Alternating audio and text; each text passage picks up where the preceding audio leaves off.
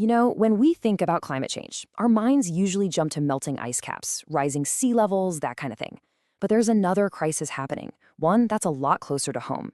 It's not just in our environment, it's unfolding inside our own minds.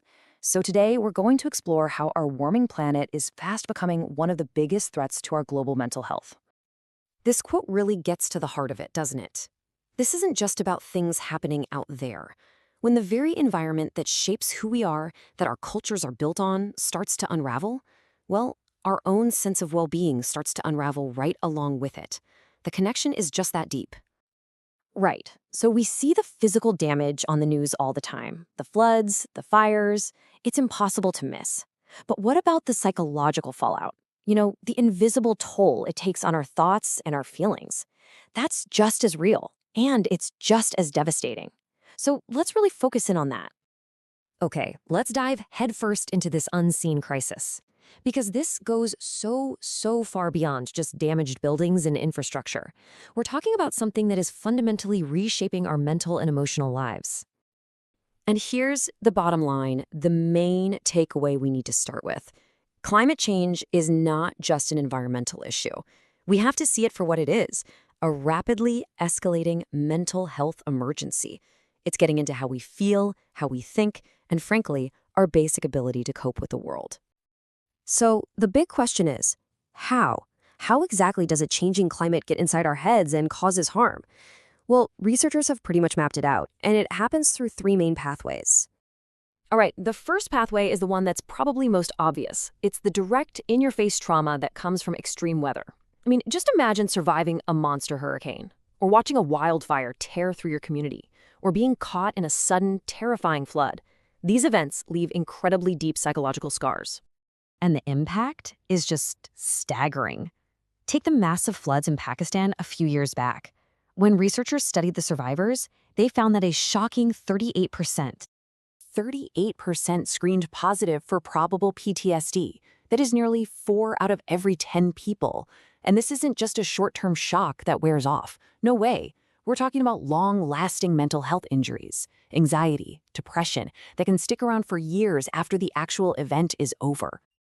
Now for the second pathway. This one is a little bit sneakier, but it's just as damaging. These are the indirect impacts from what some people call creeping crises. These are the slow-moving disasters that don't always make the nightly news, but they are relentlessly chipping away at our stability and our security.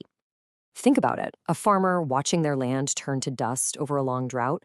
That constant economic stress is directly linked to higher rates of depression. Or what about the psychological weight of having to leave your home because it's no longer livable? That can trigger this profound loss of identity. It's this slow, grinding pressure that makes every other vulnerability we have even worse. Okay, this third pathway is the one that might really surprise you.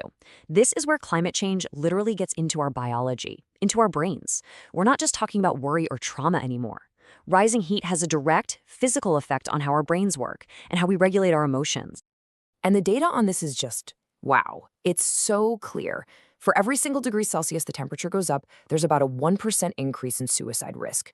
During major heat waves, hospitalizations for things like mood disorders can jump by up to 40%. And hot nights mean we're not sleeping, which is absolutely crucial for good mental health. So heat doesn't just make us uncomfortable, it physically messes with our brain chemistry. Now, this crisis is hitting everyone, for sure, but it is landing with a special kind of weight on the shoulders of young people. I mean, they're growing up in a world where climate change isn't some far-off problem. It's the defining reality of their present and their future. Just look at this. A huge global survey of 10,000 young people found that nearly 60%, almost 2 out of 3, are very or extremely worried about climate change. And for many of them, it's affecting their daily lives, how they think about the future, everything. This is a whole generation grappling with a level of anxiety that's totally unprecedented. And that feeling, it has a name, eco-anxiety. It's really important to say this isn't a disorder.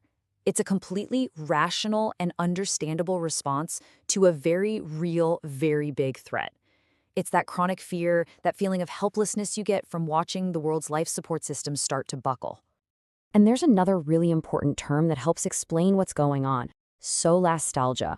This word captures a very specific and very painful kind of grief. It's the distress you feel when the home you love is changing for the worse, right in front of you. Think of it like being homesick while you're still at home. Okay, let's just break that down to make it super clear. We all know nostalgia, right? That's the sadness you feel for a place you had to leave behind. But solastalgia? That's the sadness you feel because the place itself is leaving you. The forest you played in as a kid is gone, the local river is polluted, the loss is happening right now, all around you. Now, it's absolutely critical to understand that this mental health burden is not being shared equally, not even close. The impacts are falling hardest on people who are already vulnerable, and in a cruel twist of irony, often on the very people who contributed least to the problem in the first place. And this table really lays it out. You've got young people who face a lifetime of this stress. You have indigenous communities for whom the land is everything. Culture, spirituality, identity, and watching it degrade is a profound loss. People in small island nations are facing the real threat of their entire country disappearing. And of course, farming communities who face complete economic despair. Okay, so this all sounds pretty bleak, I know, but it is not hopeless. So, what do? How do we respond? How can we possibly build the kind of psychological strength we need to get through this? Well, the answer has to involve taking action at every single level of society.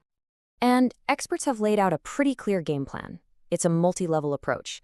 We need to start with ourselves, as individuals. Then we build out to our communities. And finally, we have to push for big, sweeping changes in our health systems and government policies.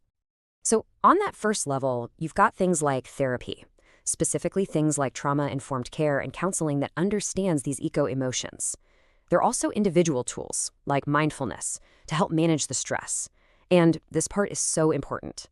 It involves community. Things like peer support groups give people a place to share these feelings and get back a sense of agency, a feeling that they can actually do something. But of course, individual actions can only go so far. We need the big systems to change. We have to start building mental health support directly into disaster response. It can't be an afterthought. We need to use community health workers to reach people who are isolated. And we have to start major public campaigns to get rid of the stigma around asking for help, especially for these new kinds of climate distress. So in the end, as we spend billions building seawalls and stronger bridges, we have to ask ourselves one last, really important question. Real resilience isn't just about protecting our physical world. It's about protecting our inner world too. It's about building resilience in our minds. And the question is, are we doing that with the same urgency?